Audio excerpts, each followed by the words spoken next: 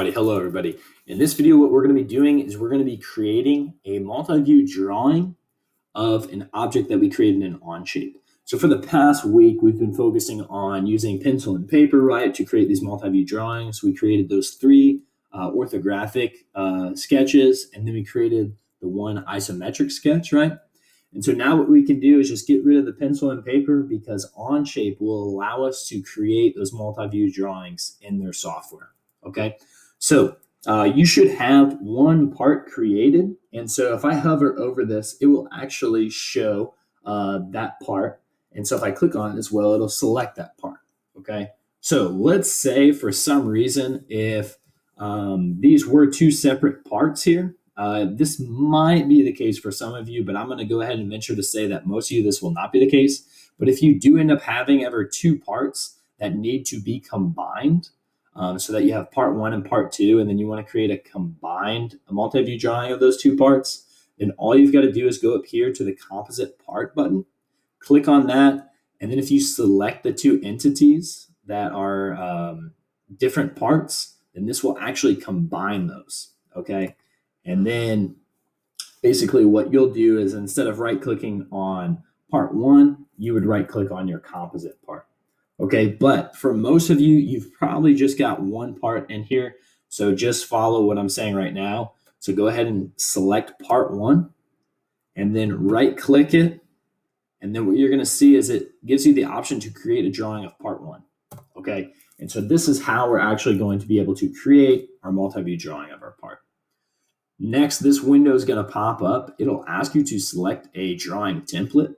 And so if it's your first time doing this, you will not see this template right here.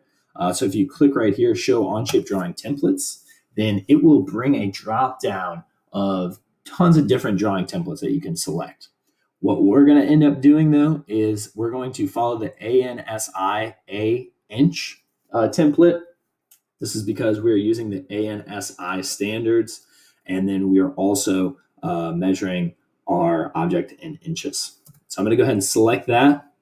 And then after you've done so, then you'll want to select either of these options down here. I'm going to go through both of them. I'm going to go through this one first. This is kind of harder. This second one right here is a lot easier. So please just wait until the last part of the video though to see that in action. So I'm going to go ahead and select no views, and I'm going to select OK.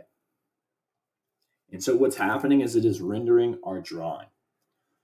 So now, as you can see, we've got our drawing right here, right? And so if I move the mouse around, you will notice that I have the front view of the object. So how do I know that this is the front view? Well, if I go back to my drawing, I will notice that it is the front view. Also, if I go right up here, it says view orientation front. Okay, so that I know that that's the front. Also, it does give us an option as well that we can switch up the scale. So let's say if I wanted this to be a 1:2 scale drawing, then I could do that and it would make this smaller, right? Because 1 inch in the drawing would now correspond to 2 inches in real life rather than a 1:1. But what I'm going to do is I'm going to go ahead and select 1:1 because our object is really not that big. And so what I'm going to do is I'm going to try to place our front view where it would usually go. So I'll go ahead and click on there. And then now what you'll see is if I continue to move my mouse, it's going to give me the option to create other views. And so this is the top view right here if I hover over here.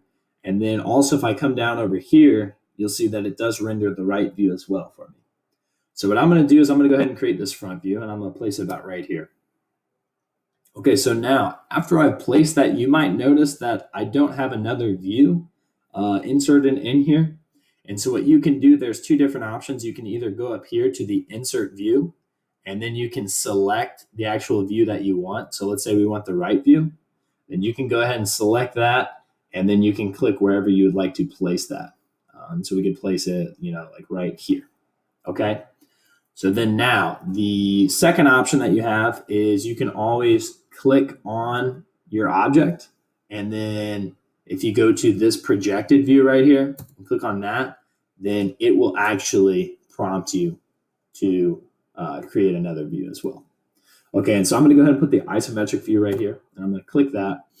And then what you can do is if you press escape Because see how we have that our current cursor is like a square with the 4 lines on the outside. If we press escape, so we get our regular cursor back. If I click on my isometric sketch and then right click it, then what I can do is I can click show shaded view. So if I click on that, what it's going to do is apply shading to my isometric drawing. So that will make it look more realistic and make it appear three-dimensional, right? Okay, so now that we've got this completed, what you can do is you can actually export. So if you go to share right up here, then you can actually, you can either export the link to me, or you can take a screenshot of this. And then I also know that there is an option to actually export this as a PDF. So yeah, I think if you go to print here, print, then that will allow you, should allow you to save it as a PDF or whatnot. But yeah, I'll have to get back to you all on that. All right. Hope that was helpful. Let me know if you got any questions. But yeah, make sure that you insert a screenshot of this into our worksheet. All right. Bye-bye, everybody.